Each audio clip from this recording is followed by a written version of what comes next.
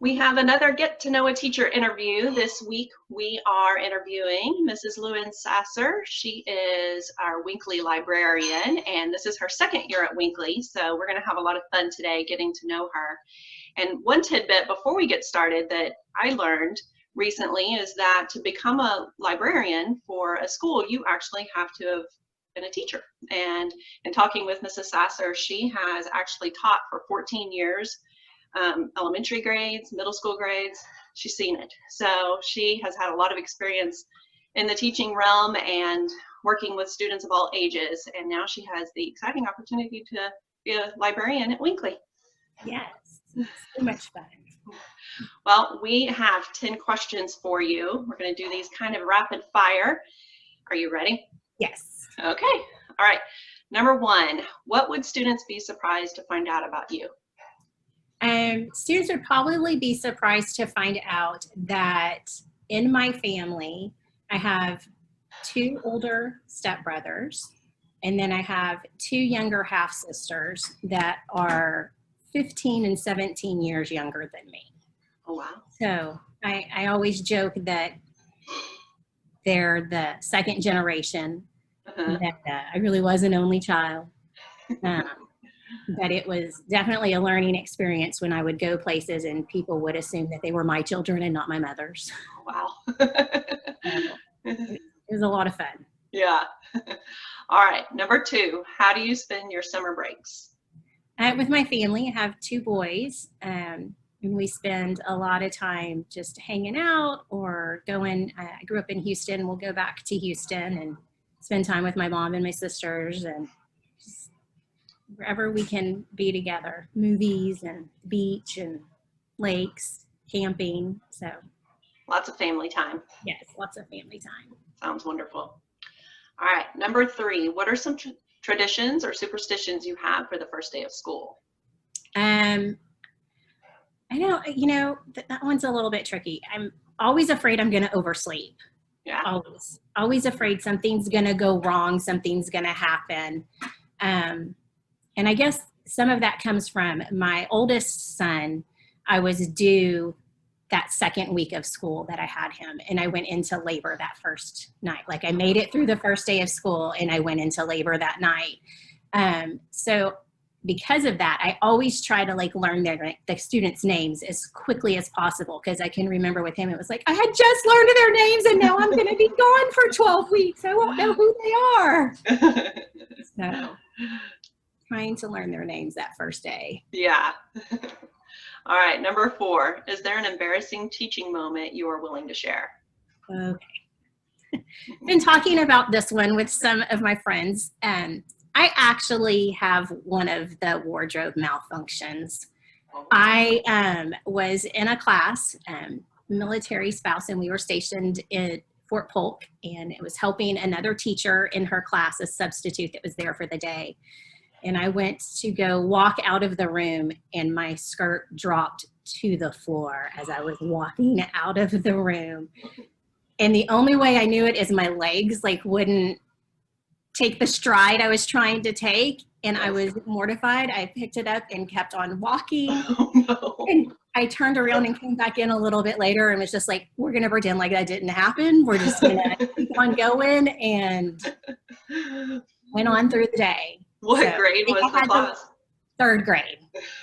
And so I had to binder clip. I don't know what happened with the skirt. It just stretched. And so I had a binder clip on it the rest of the day so that it would. Oh, man.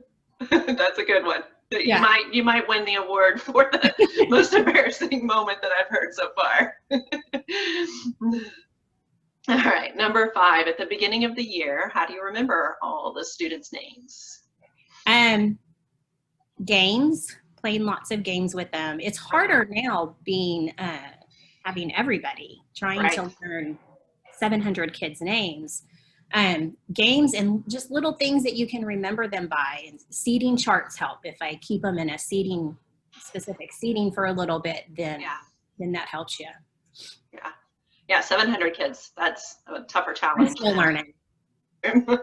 Miss Wilson amazes me because we both started last year, and she'll have, oh, don't you remember this is so? And I'm like, I don't know. I have to look. Having the picture helps. Yes. Yes. All right, number 6. If you could take your students on a field trip anywhere in the world, where would you take them? Yeah. I'm a Disney person. Yeah. I think everybody should get to experience Disney and just the magic of it. Yes. And just no worries and everything that's Disney that comes to life. And that's where I would go. That would be Especially a now fun in the trip. pandemic with no lines. Yeah. All right, number 7. What is your first memory from school? My first memory from school is actually in the library. Just reading time in the library and going in the library and reading and just the magic of it. Yeah. Look at you now. I know. That's wonderful. All right, number 8. If you could grow up in any decade, which would you choose? Probably the 40s. I love the dresses. I love the clothing. Also 1800s. I'm a historical romance novel junkie, and I love the dukes and duchesses and the balls and all of those descriptions. So to see that in person would just be all the formal dancing that an art form is kind of lost now. Yes. And the language. That sounds wonderful. All right, number 9, is there a quote or saying you live your life by? I have a principal that had one that she would always give to us when she would send us out, and it's a good one. Remember who you are and whose you are. Okay, I like that. It makes you have to think a little bit. It makes you think.